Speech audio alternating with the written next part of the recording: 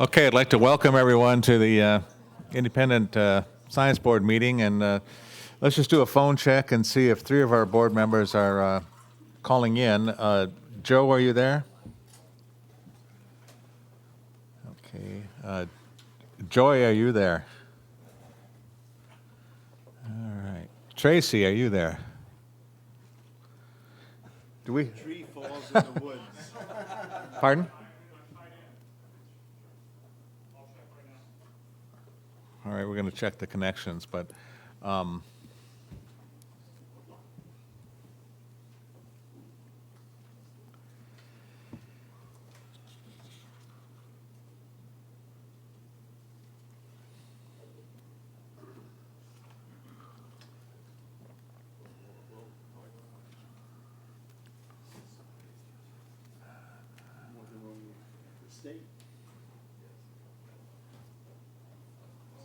Hello. Oh, that's me. okay, Tracy, are you there? Yes, I'm here. Okay, Joy? Yes, I'm here. Okay, Joe, are you there? Joe? I've not heard Joe yet. Okay.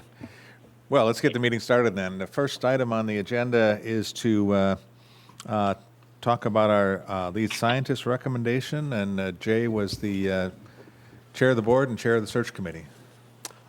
So we have a couple of meetings ago, we had a closed session where we made our recommendation, voted on our recommendation, decided on it. So at this point, we'll make it public. We're recommending that Dr. John Callaway, who's sitting in the back, be nominated, we nominate him enthusiastically to be the new lead scientist for the Delta Stewardship Council, Delta lead scientist. He meets all the requirements, checked all the boxes. We thought it was acceptable. Let's bring him on. No, we interviewed him rigorously through several rounds. We did background checks on him. We spied on him. We did all kinds of things. And then we thought, yeah, sure, that's good. So we recommend, welcome, John. We're enthusiastic about your nomination. This will go to the Stewardship Council on their agenda next Thursday, the 27th. Okay, Thursday after that. And then we will see. So welcome, John, to our meeting, and we look forward to what happens after the Stewardship Council meeting. Okay, any further comments or public comment on this? Okay, the next item is to talk specifically about, for the next three items, we want to talk about our priorities, which is the topic, and effectiveness, the first two topics, which are the ones that we held the panels about yesterday, and then thirdly, talk a little bit about our own internal operations and how we do things. For those of you who weren't here yesterday, we did finish the rest of our agenda early, so we did take up the first part of item number 16, which is talking about priorities, and we spent about an hour talking about what we heard from the input from the panel members, which was a tremendous array of really good ideas. And we spent about an hour talking about all those, trying to condense them and list them. And I guess I was assigned overnight to put them together into some sort of a document that, or some sort of, I guess, listing that included those items. And so, as a draft, we've come up with, I'm suggesting we come up with sort of 4 key topics, and these are just listed as bulleted items for now, as major priorities, and think of these as sort of thematic priorities. One is water supply reliability. The second one is ecosystems, and right now it's kind of vague. That could be things to do with fish and food webs, including predation, including fish assessments, 2 things we heard about yesterday, ecosystem forecasting, invasives, and also perhaps getting more information from the council on what they're thinking about in terms of their ecosystem amendment. So something to do with that general ecosystem concept. The third one is restoration, and it's thinking about it in terms of new concepts. You know, we've done a lot of, we did a report actually 4 years ago in August of 2013 on restoration, but we've also had various other reports reviewing the BDCP, reviewing, I guess, the Eco Restore, the Adaptive Management Report. All of those deal in some way with various aspects of ecosystem restoration. So thinking about it's still clearly from yesterday's input a very, very important topic. And then the question would be for us is what specifically, what new twist or what angle we could take on that to add something valuable to that particular topic. By the way, the water supply, reliability, and ecosystems, that's really just thinking about the context of the co-equal goals, you know, taking the two sides of that. And the fourth item is calling water quality number 2, and we're currently doing a water quality review right now, and some of the items that are specifically not being discussed in that, but apparently have come up in a lot of the discussions with the various stakeholders, and that as being important, is things like temperature, oxygen, salinity, and turbidity. And now, we've discussed a number of other items that came up, and one of the thoughts was to maybe, rather than do reviews of each of these particular items, maybe consider them as potentially an important element in each of the other reviews. And I'll just list those. For example, climate impacts, if we're talking, and then if we're talking about water supply reliability or ecosystems or restoration of water quality, one should, for example, consider the climate impacts. Another one is the connections from upstream to the bay. We heard of that as an important issue, but it's probably important and could be discussed more robustly within the context of one of these other major reviews. The status of modeling, the status of our forecasting capabilities, the state of science integration, and I know we're doing that in the monitoring review, looking at the monitoring state of integration, but the state of science integration might be along these various major topics. The issue of uncertainty, or also the issue of broad science vision on the topic, and then the connection of science and social linkages. The thought is that each of those could be taken into account in terms of the major thematic reviews. Some of the other thoughts that are not right now, they're just other thoughts right now and special, or maybe considered special topics. We mentioned yesterday about IEP review. I think Vince was mentioning that, and I know that and that's still something to consider, but the suggestion is it already is going to be a large part of the monitoring review, and we could see if there's anything addition to that maybe after the monitoring review gets well underway. The issue of uncertainty did come up yesterday a lot, and so the question is whether or not that's a separate independent item. There was talk of sediments, levees, seismic risk, and then the issue of the general risk assessment, which is one of the chapters in the Delta Plan.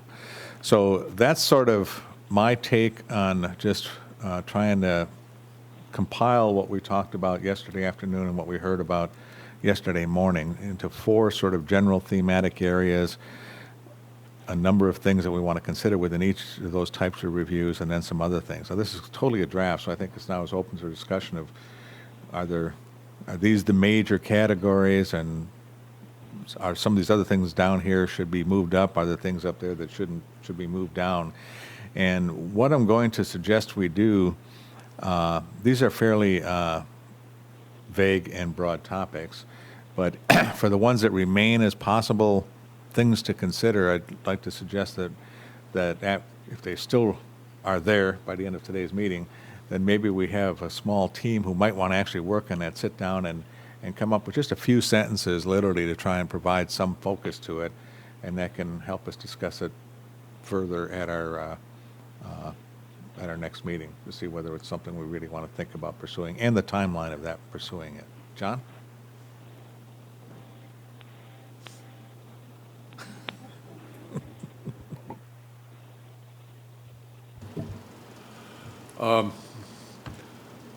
Looking at these, it occurs to me that one way to handle that second listing of each to include is to go ahead as you suggested and include them as appropriate in the reviews, but then plan ahead on when the reviews are done or as they are done, synthesizing those across the reviews. So if we have 3 or 4 reviews that are dabbling in climate change, for example, then we look at those and pull together what the various reviews say about it and have a synthetic overview of climate change, which would be on down the line because that would depend upon getting the reviews completed. But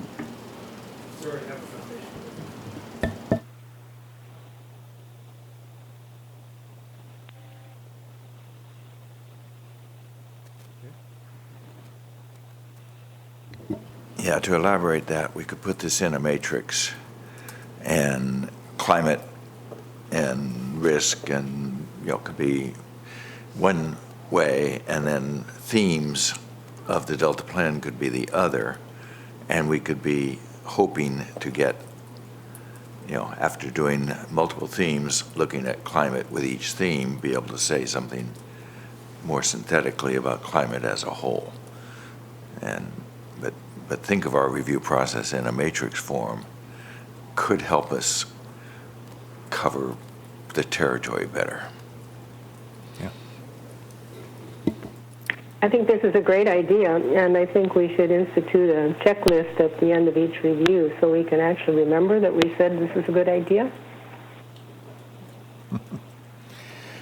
Yeah, and it may be that some of these reviews will look at one of these and just say it's not relevant to this particular topic, and but to consider it at least initially up front as part of the process. Tracy, do you have any comment? No, I think that's exactly what I was thinking earlier when I saw the draft. That, and I think the matrix approach is a good one to say, let's do the due diligence and say, have we considered these things? Have we at least thought about them? Because I know for the water quality, I think we're going to have to go back and make some additions. Okay, Joe, are you there? Just seeing. He had a long flight, I'm sure. Dick, do you have another comment? Any other thoughts or comments? Are we okay with this sort of as our first draft outline of the results? An endorsement, also the matrix approach, thinking of a person who might come on the board with a civil geotechnical engineering background or something and look at this list of major categories and say, where's my role with this board? But if there's a flood risk category heading in part of the matrix there, then that becomes territory. And Delta's place could be a little more explicit in here.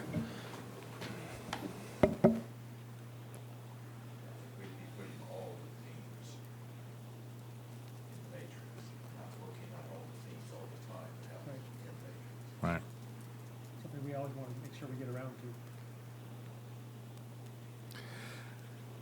to. Okay, well, seeing no other comments, what I would suggest is that, except for Jay's, I was just thinking, one of the other comments that came up yesterday was under things to include, would be a one-page public summary. What are the main points of each of these reviews for the public? Easy to disseminate. We try to do that in paragraph form, but I think in this bulleted shorthand might be more effective for many of these audiences. okay, and we'll be talking about that in the next topic item.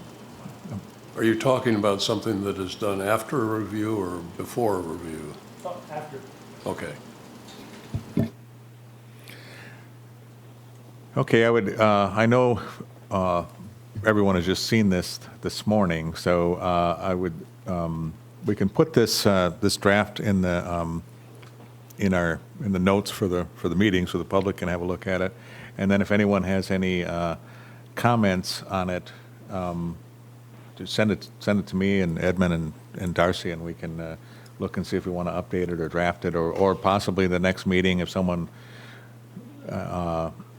is inspired overnight and comes up with a new item or a different way to cut it, let us know.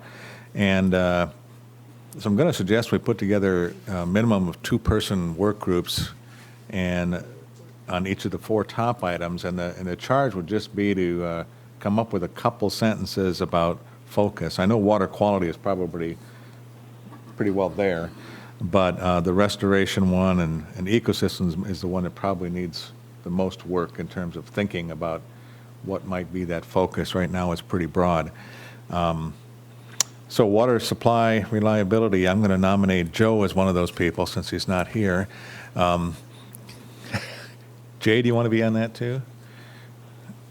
Anybody else? I've nominated Tracy. Yeah, you can serve on more than one. Tracy, are you interested? Jay nominated you. For which one? Water I supply. assumed it was an water supply. Sure, I'll learn something about it. Are you getting these down? Okay. Ecosystems, I'm happy to be on that. Who else wants to be on that? I'd join you on that. Okay, Vince This is for like a long-term. Better put John on so we don't forget terrestrial. and John.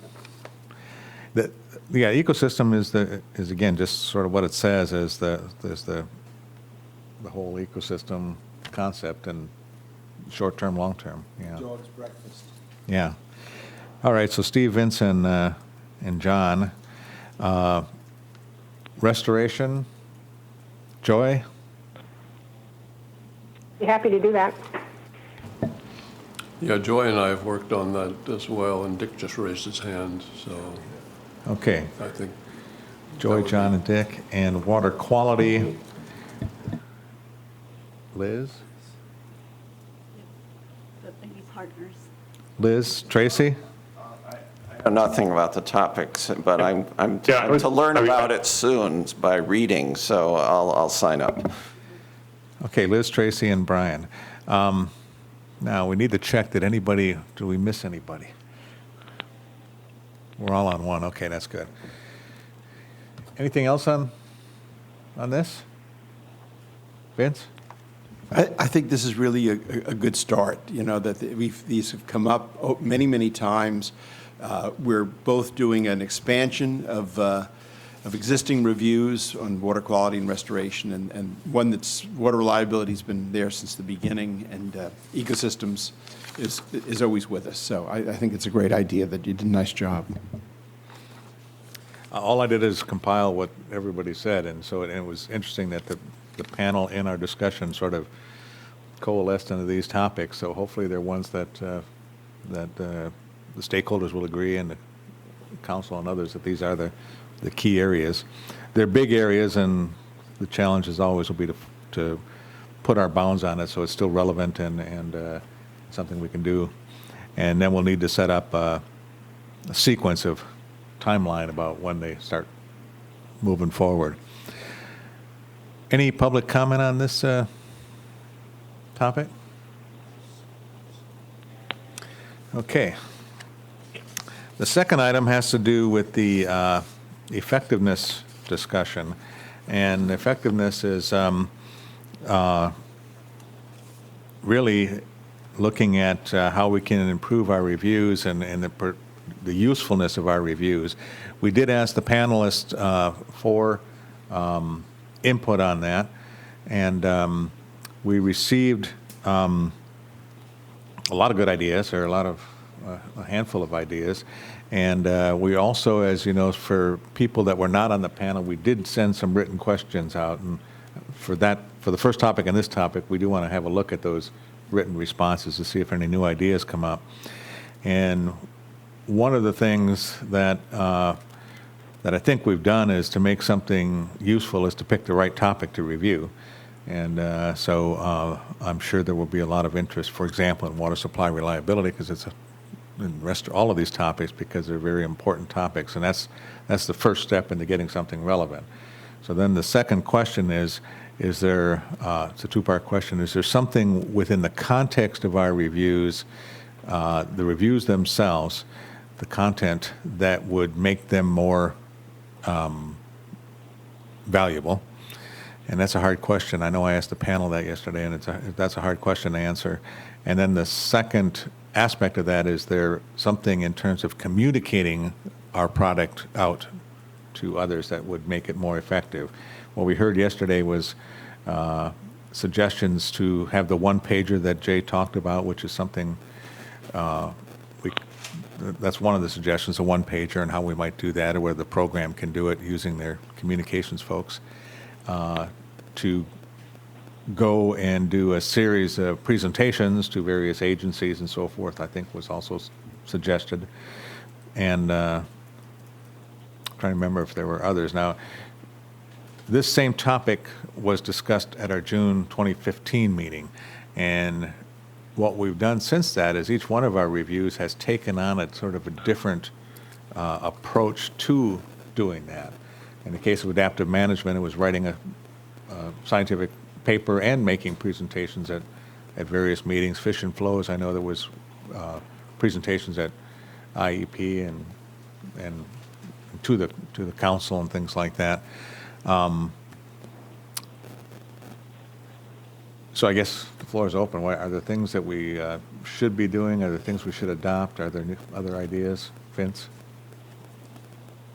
You know, I still think the idea of a constructive op-ed, 250 words of what we're finding and the good things, but, in a constructive manner would still be the best way of reaching legislators and the public, because the committees, or the panels yesterday kept on talking about reaching the public.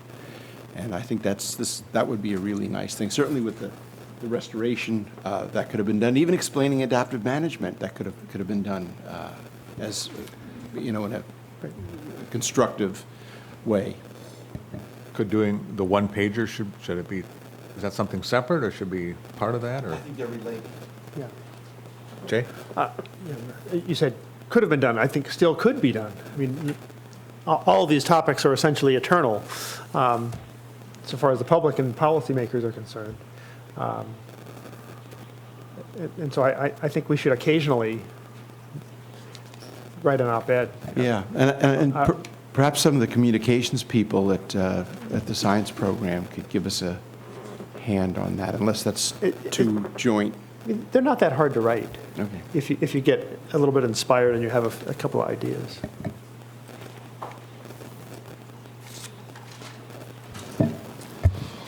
I think So one thing I was thinking was, go ahead, John. go ahead. You're the remote one. Okay.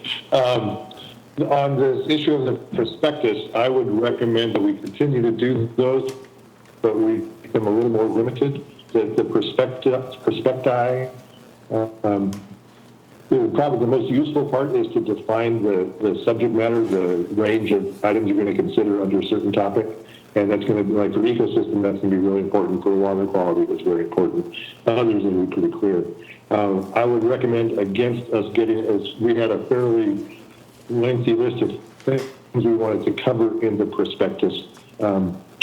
I think that wasn't that valuable. I think most of the value we got from putting those out was getting the feedback from the regional folks as far as what we were covering and wanting to know why we were leaving certain things out. The rest, I think, was a little too prescriptive. That's just my view from the water quality experience. Could you summarize what he said? I think he's saying that we should continue the prospectus, two-page prospectus, because that is something we actually did do in response to being more effective. In other words, to put out a draft of our ideas of what we're thinking about, get some public and stakeholder input so we can refine our objectives to make them more relevant. And I think he's saying to do that, but I think he's also saying that we might have that we might have been too prescriptive in the prospectus. What we did is, if you recall, we actually put this this item as part of our standard operating procedures, and we adopted it, and this is something we're required to do by our own sentence.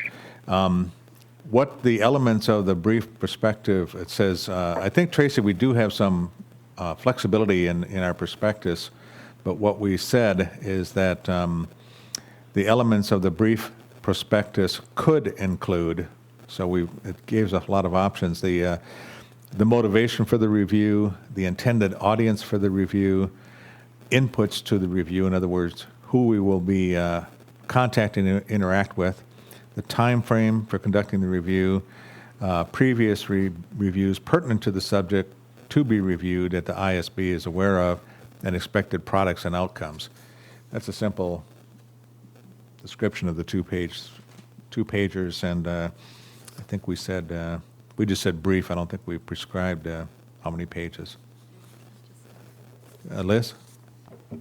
Yeah, I just want to add, I think that the prospectus is a valuable approach and tool, but I maybe it's because our water quality review was the first one to undertake that approach. I felt like it, I don't know, it maybe slowed us down a bit. I mean, we got a lot of feedback, and so I don't know, we had to really rethink the review at a lot of different levels, and maybe that's a good thing, but anyway, I guess just be aware that there are some trade-offs in the prospectus approach.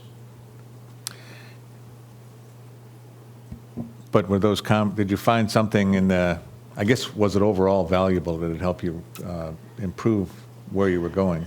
Yeah, I think it made us aware of the fact that what we had been thinking about for the review was much narrower than what the community perceived that review would be about. So, you know, in the sense that I think it's good to manage expectations so that people will, so that the public and stakeholders understand what we're going to cover in the review. And, you know, as a result, we're adding a follow-up water quality review that will cover some of the topics that we did not include in that original. But I guess, you know, we may want to, I don't know, just think about the process of how we respond to comments we receive from the prospectus period. You know, So, if you guys, am I coming through okay, or am I garbled? Yeah, go ahead.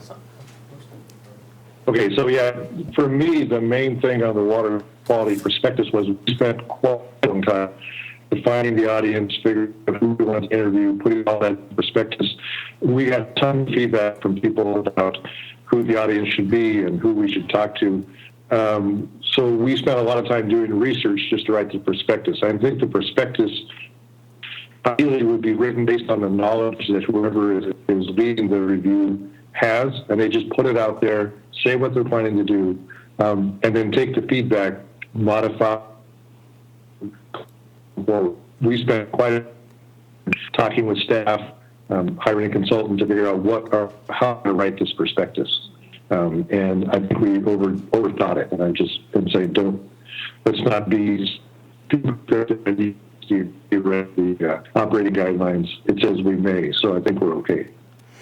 Okay, yeah, you're breaking up a little bit, but I think we got mostly what you said, Tracy, and I think that's good advice when that maybe the next time we write a prospectus that those folks have a chat with you and Liz to try and get your guidance on it. And it may be that in certain cases you don't need to spell out exactly who you're going to talk to and things like that. And of course, the responding to the comments is really optional. There's no need. I mean, obviously you want to consider the comments, but if they're only if they improve the review that we want to do. And so anyway, those are optional items. What I'm hearing is that we want to keep the prospectus, but we want to be careful when we put one together to look at each of the things that we've asked to do. They are optional. Consider whether or not they'll be valuable to put into the prospectus. Okay. Vince? All right. John? Two comments. One relates to what we've just been talking about. I think the purpose of a prospectus is to get our own thinking in order, to put it down and sharpen exactly what we're thinking about on a review, and to make the public aware of it. It's an informational role. But I think the lesson is that you can spend a lot of time working on these and revising them and trying to get the prospectus perfect. And, it does just need to be good enough. And I think that viewing it as something that is informational to the public, to the stakeholders, to the outside world, that's an important role. And it justifies putting some careful thought into it, but the thought is also going to guide how we pursue a review. But then I think it's not something that should take an appreciable length of time, because we just need to move on. The feedback that we get on water quality, on the monitoring prospectus, that can be valuable as you go into the review to consider those things, and we can make it clear that the feedback and suggestions will be considered, but we don't need to include them back in the prospectus. The other comment that I would make has to do with this one-pager and what we're thinking about. And there are several avenues for that, but I think one of the things that, when this came up yesterday, that occurred to me is basically the kind of glossy handout that is available at meetings, can be handed out to legislators, that is pretty much a jazzed up communication device with color photographs, things like that people pay attention to. If it's a page of text, that's not going to grab those kinds of people. So I think we need to think, and it may differ on different reviews, what the best avenue is. We've talked about op-eds. Some of these may be useful for op-eds, others not so much. But I think maybe at the least we need to look at producing those sort of glossy one-pagers for everything we've done in the past, as well as put it in place for what we're doing in the future. Yeah, I think that's a great idea, because they usually end up being 2 pages, but those are the kind of things one could that a number of people pick up and look at, and if there's a website to go and read the full document, and that's the way to sort of get the word out there. Is that something that the science program can help? They've got people are experienced in that. Maybe I should. Whichever defer one to says Cliff. yes is going to say yes. We'll get the podium. I would say I think that's something we can help facilitate, whether it's our actual communications person or within our unit. I think we can do that. I don't know, Cliff, if you had a different answer. Yeah, just a couple things that I might mention to you that might be helpful. I've been very interested in getting the word out about some of the major accomplishments for the last time we did a proposal solicitation package, which was back in 2010-11. Those projects are now about 4 years. They finished in about 2015, 16. They're all now completed. They filed their reports and everything, but I felt it was a very ineffective way of communicating the main thrust of that. So one of our communication people near Oxenberg has taken those and has done exactly what John suggested, a 1 or 2 page, lots of color, succinct summaries. We're trying to get those out as a package, our 13 projects funded. And I know NEAR is quite interested and quite innovative in putting that together, and he works directly with our communications people. So maybe we can end up with a dialogue where we can work both through Darcy's unit, but also NEAR, who is in Marina's unit, and to see how much capacity he has to help you put together some of these kind of documents moving forward. So and we do have then our communications group that Keith Coolidge heads up, and we should also bring him into the loop on this. Great. Can we put down an action item then, and maybe take 1 or 2 of our thematic reviews and start just putting one together for us, and maybe the adaptive management, which is or Delta's place. I mean, there's a couple. There are 2 most recent ones that are completed, and NEAR sent me the last suite of the summaries of those research projects that we supported, and I still have to do the kind of final edits on those, but I think he now has all 13 of those finished. We could send those out and let you take a look at how he's approached that and see whether you find it to be effective or whether you'd like to modify. And I know that John has given a couple presentations on adaptive management. Maybe your PowerPoint presentation might be useful to him. And one other thing I was thinking of while you were having this discussion, if you don't mind inserting an idea, and that is that we have on the Delta Stewardship Council a staff member, Ryan Stanborough, whose job is to basically keep us informed of what's going on in the executive branch and in the legislative branch of the state government. And it seems to me that that's an avenue where communication could be enhanced between the Independent Science Board and those kinds of folks, and I think he might have some good ideas as to maybe how to make that happen.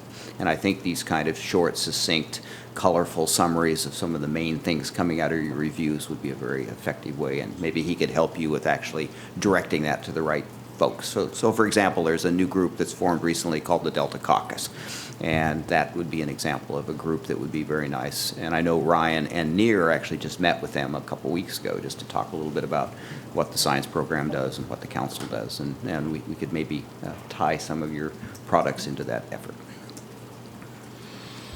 I think that we've got a bunch of raw material for doing adaptive management. We've got a PowerPoint presentation. We've got the paper that's now in a couple of weeks going to be out.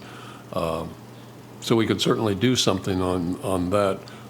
My approach to it would be sort of to kick the ball somewhere else and suggest that the appropriate people in the science program take that raw material, the PowerPoint, the paper, not the report itself, but the derivatives of the report, and think about it and play with it, and then we could work back and forth, and Joy's been involved in that as well, so get her perspective on it, and we could see what we could come up with. But I think if I try to start, I'm just going to repeat what I've done before, and fresh thinking, fresh eyes from a communications perspective would do a much better job of pulling out some points and putting it into a better form. yeah, I think what we're suggesting is that Darcy take the lead and have her people, in broadest sense, put together one of these, and they could work with the board member if they needed to review and stuff like that, and let's just get a couple of these done and see what they look like. And the second phase in all of this will be, as Cliff was saying, is who do we distribute it to, and how do we, once we have the stack of one-pagers. Jay? Yeah, I think that's a good, reasonable way to start. When we figure out what our main messages are and the audience is, I think, is what you want to start with as you develop those messages. Who needs to hear this? I think it's really important since Sacramento and like Washington, D.C. is infested with these kind of one-page glossies from all sorts of interests. Delivering it to the right people, receptive people, in forms that can be easily distributed is really important. So I think depending upon the topic that we're interested in, I think some of the legislative staff would be high on the list of people that I would suggest that we talk to and have us talk to them, not have Stewardship Council or science program staff, because they're in a difficult position to do that. But we're in a pretty independent position to be able to talk with these folks, and I think they appreciate, it's been my experience that they always appreciate talking directly with scientists. As long as we don't use too many equations. Any other thoughts on the one-pager? Any thoughts on any of the other suggestions that were made? Just one here, Steve. This is out left field, but the model is from KMUN Public Radio for the Oregon coast and southern Washington coast. And the biologists with the Willapa National Wildlife Refuge started up as homegrown programming on this Community Coast Public Radio, Will Upon Nature Notes. And these were 250-word essays read by a woman with a Southern accent. I got to write 3 of these things. It was real fun to try to write something that would work as spoken. But I don't know whether there's in Sacramento a comparable radio outfit, but this goes well beyond what the board would be able to do, but maybe some in the broader science community here, if this kind of thing doesn't exist, it's a way of doing science literacy. Steve, were you guys able to hear Joy when she was trying to talk? No. I dropped my call, so I'm back on. I was just saying that I've been doing this sort of thing for 20 years, and one of my recent leaflets is on adaptive management, and I would be happy to help and offer any wisdom based on my experience. These are all online and downloadable, and I find them very useful for referring people to different topics, and they're useful in the classroom and all sorts of things, but I'd be happy to forward the one on adaptive management to Darcy. Great, thanks.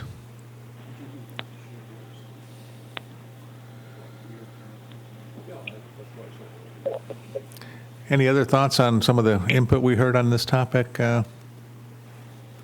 yesterday? Brian. One we got from Steve Culberson, I'm not sure it fits in this category. Maybe there's a next one about process or something like that, but it's a mix of communication and process where still for me one of the best parts of a review was marching over with John Weens to sit down with a couple people up in Fesro or whatever it was called. And these were biologists and engineers working on the habitat side of levee work, where they would try to improve habitat in addition to strengthening levees or something like that. But through that, we got to meet people we met again and again at meetings, and this was at the level of practicing scientists who had their own struggles with being state employees at trying to survive in that way. But it provided a very I think I don't know, it was a more rewarding interaction than I can get with somebody who's in a high-level position representing an agency. And I was impressed with our interactions with those people that they were not expressly representing their agency, they were representing their work. And maybe another example down the road on that is that what positive feedback I've gotten on the levee workshop from its participants was that they were that the ones who said something about it said they were served well by the interaction. And so this is where the process of doing the review probably was much more beneficial than the report from the review. But it depends on designing, and there have been reviews that have other reviews that have succeeded in doing that, right? I mean, so, but it's something to be included, I think, under the heading of effectiveness. Yeah, thanks, Brian. That reminds me, I wanted to, in our last self-assessment, again, 2 years ago, we did make 2 other modifications to our operating procedures that relate to this. One of them was, follows up on what Brian says, and I'm just quoting the new language we put in, to increase the visibility and interaction of the Delta ISB with Delta residents and stakeholders, and to enhance the Delta ISB's familiarity with Delta issues. The Delta ISB shall endeavor to hold at least one of its meetings within the statutory Delta every calendar year. That was sort of put in recognition of being out in the field, at least, is a better chance to deal directly with stakeholders than perhaps the Sacramento meetings. The other one is a more general thing related to communication, and we inserted the language, the Delta ISB shall also be proactive concerning the communication of its products, including outreach to significant stakeholders. Such outreach and communication shall be conducted after discussion by the Delta ISB of products that merit that effort, as well as processes for conducting the outreach and communication. So those were not in our original operating procedure, so we added them, and now I think we're just looking for, are there additional mechanisms that we might want to initiate, like the one-pager that could help us be more effective. Tracy or Joy, do you have any more thoughts on this? I have nothing to add. No, I'm just writing an email to send you an example. And Joe, have you arrived yet? Okay. Any more thoughts on this? Jay? Brian did us all a great service by having such a very different workshop, different scheduling to I think, encourage us to be a little more creative in how we do the outreach and how we essentially do the outreach as we do the work. I thought that was more than a twofer, I think, comes out of that. So I think that's a really good pattern to try to not necessarily replicate, but to be inspired by. Okay, if there's no other more thoughts on this, we have any public comment on this topic? Okay. Let's move to the next topic, which is sort of a self-assessment discussion. We didn't talk about this from the panel point of view, but this relates to for us all sort of reviewing our June 2015 retreat and some of the recommendations we had in that. We've already done a lot of that already in this morning and this afternoon. And then look specifically at some of the items in terms of how we do things, just more mechanically of how we do things. And there's a couple of things that have come up, and these are really relatively minor. One is that the suggestion came up that we should call ourselves work groups rather than teams or subcommittees and things like that. So that's sort of what we've already adopted, where the small groups are now going to be considered work groups.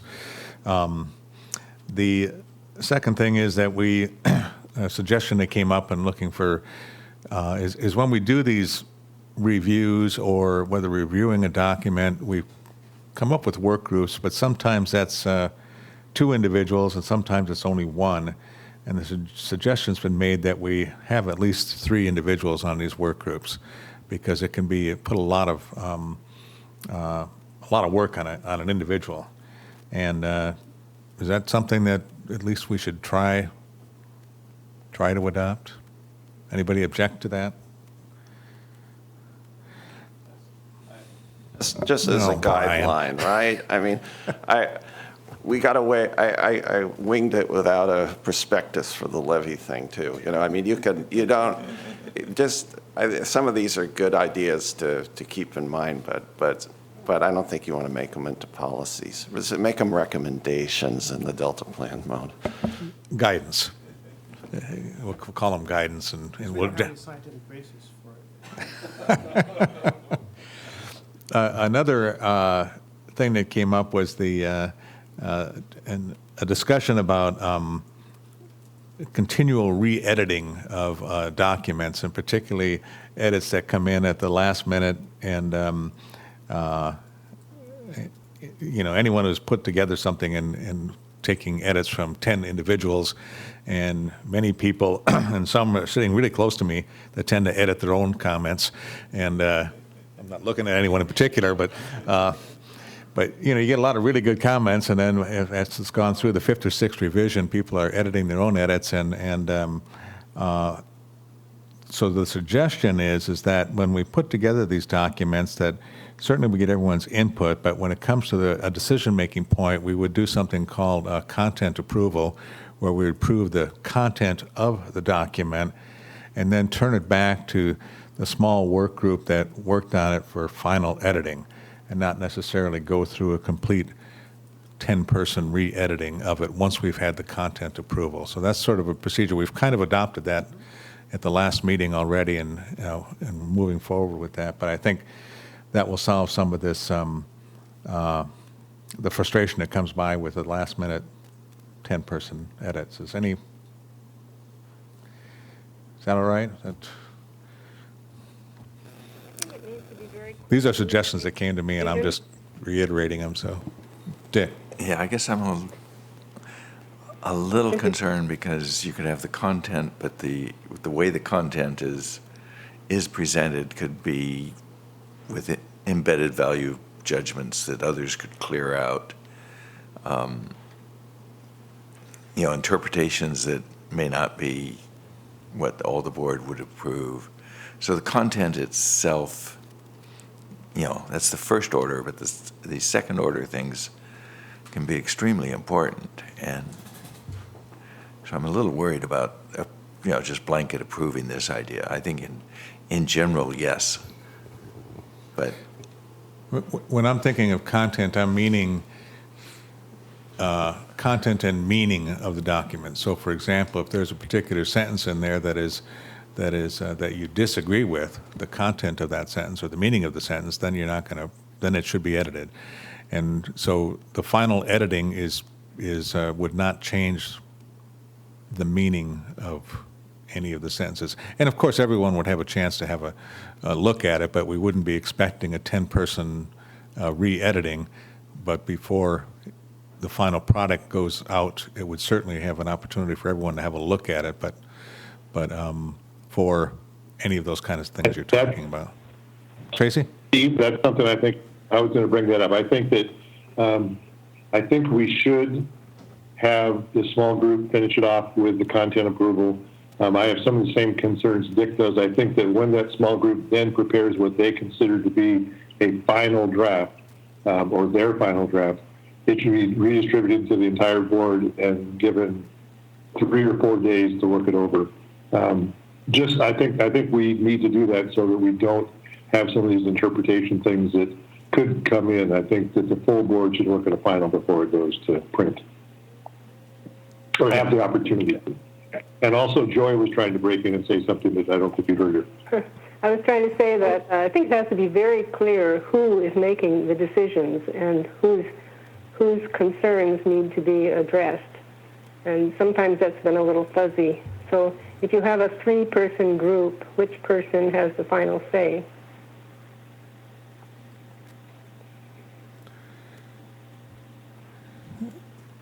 Well, for Tracy's comment, yeah, I think I'm seeing nodding heads that seems the right way to go ahead and do it. And for the 3-person work group, I would just assume they sort it out. Maybe there's not a serious problem here. We've been over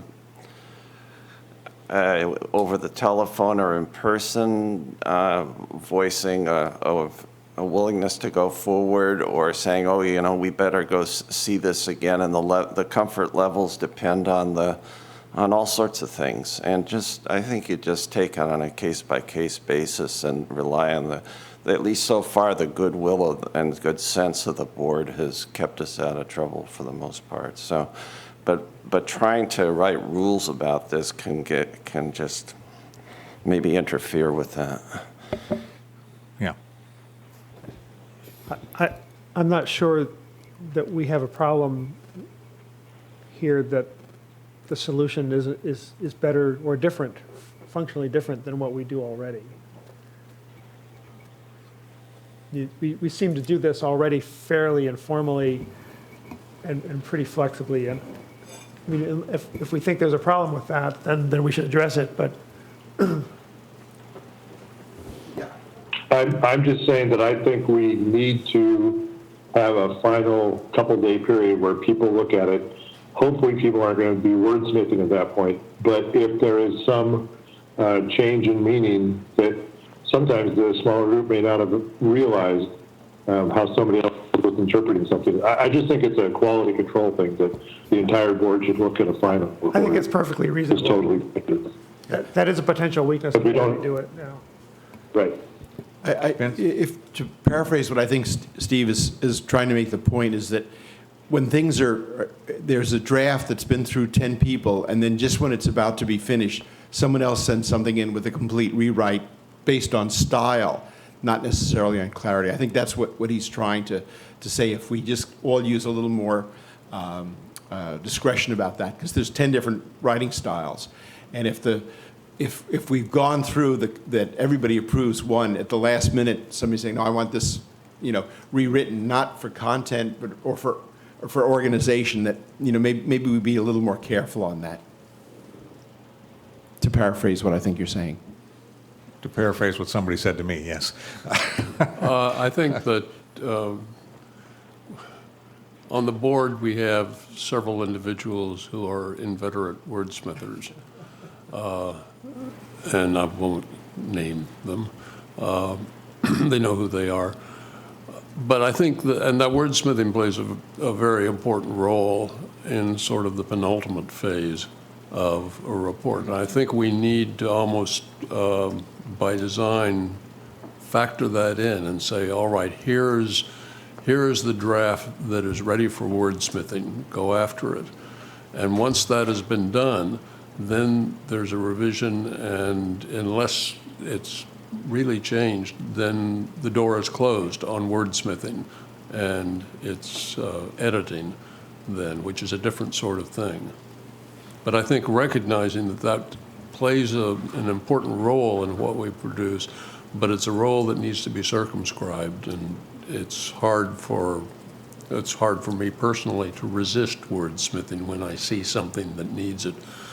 So I'm probably one of the ones that's guilty of doing this, although I also never see things and respond to them, so. Perhaps we can bring someone in to conduct a 10-step program to stop wordsmithing. I guess my feeling is, as a compulsive wordsmither myself, I am a compulsive wordsmither.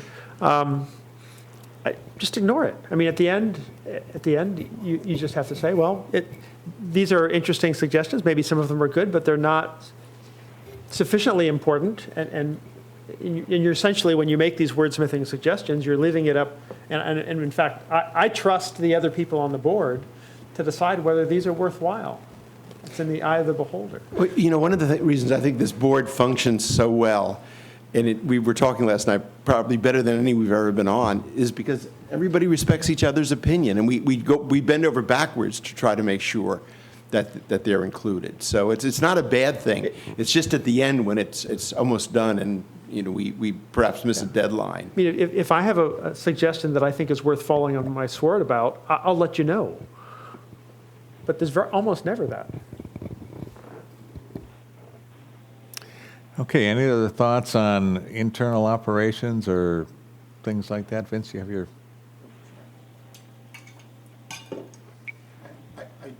I do think one thing that came up yesterday when there was the confusion about the conveyance document is that perhaps, in the headline, in the subject, putting in deadline of so-and-so, or,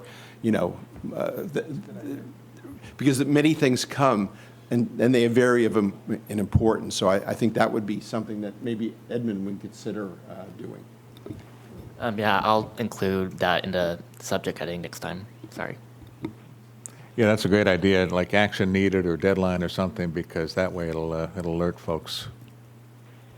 Jay? I was thinking that maybe we should develop a special app that we can keep on our phones, and that whenever Edmund has something that he needs a response to, that he would signal this app that would buzz every half hour until we responded. Like the reviews. Or maybe I'll do a read receipt so I make sure that you guys open the email. No! That'd be simple, but that's fine. All right, any other thoughts? Okay, any public comment on this? All right.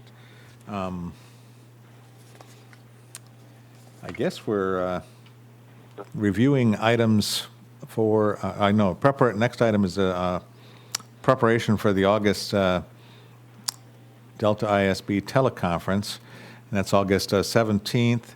And of course, we will do the status updates on the current reviews. The other thing that will be on there for sure is is approval of our response to the CSO document. So assuming if things go through, and you all get a chance to look at it and look at our draft review and the revision of that, and that will be an action item. So you'll get that final, if things go according to schedule, the final copy for content review, as the public will get it at least 10 days before that particular meeting. Is there anything else that's we have scheduled for the August agenda? We might want to, I don't know if we'll be in a position to further discuss the priorities at that stage. We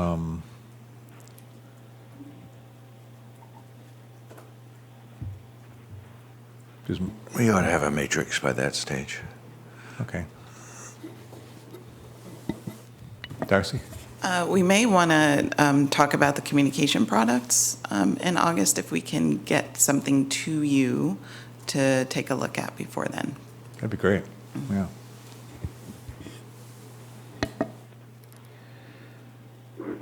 Steve, I think also we talked about trying to get a schedule for 2018 earlier than later.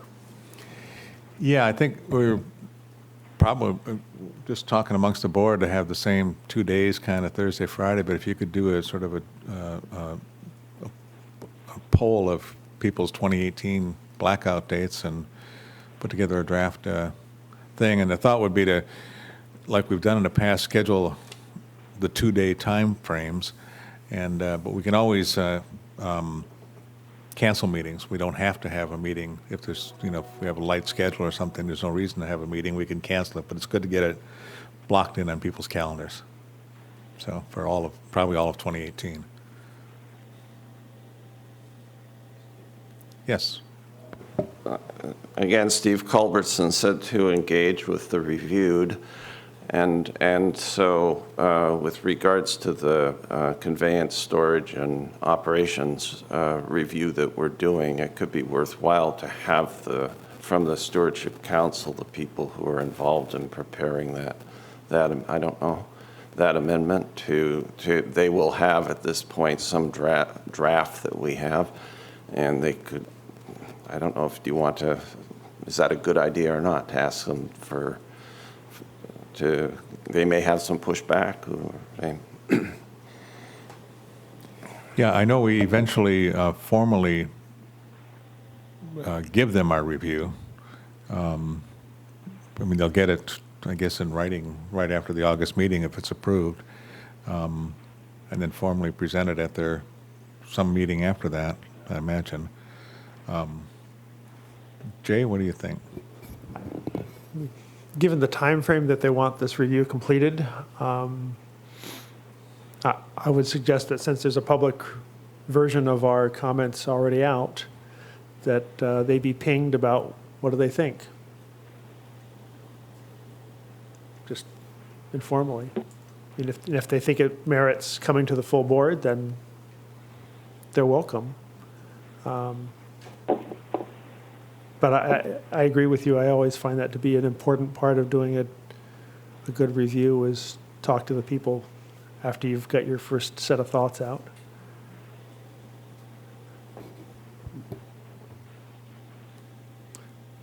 Brian, you look confused. I'm puzzled as to what to do. I don't know how important this review is. Potentially, it's a very important one. I can't tell. But the more important it is, perhaps the more valuable some feedback would be. And there may be nuances or purposes that we're not latching onto, and recommendations we make that would be counterproductive. It seems like it's a precaution that we can't really lose by getting that kind of feedback. So maybe we could have Cliff or Darcy check with those folks, or have the the chair check with the administration to see, have we said anything particularly offensive or anything you would like us to opine on that we haven't? And that might be sufficient. I think the two key people that were involved in putting together the document were here yesterday, the consultant, Carrie Shively, and head of the planning group, Cassandra Enos, and so those would probably be your 2 points of contact if you want to get follow-up.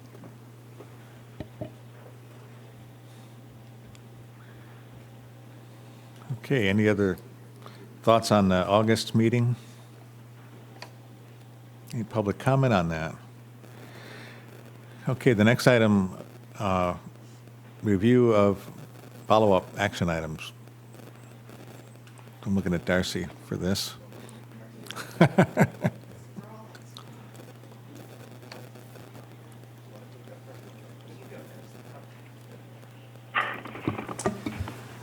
So from day one, for the panels, there's an interest to memorialize the speaker notes from the panel. I have 3 speakers' notes, so I think we have to do some follow-up on that for the rest of the panel speakers.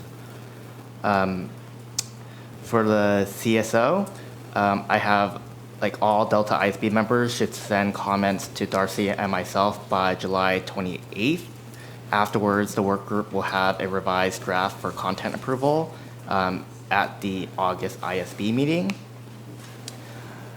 Cliff and Darcy will check with council staff if they want to provide feedback before then or at the August meeting to help inform that review. Today we provided the lead scientist recommendation. Jay will provide the recommendation at the council meeting on July 27th. So there's a lot of current ongoing reviews and status updates will be provided at the next August meeting.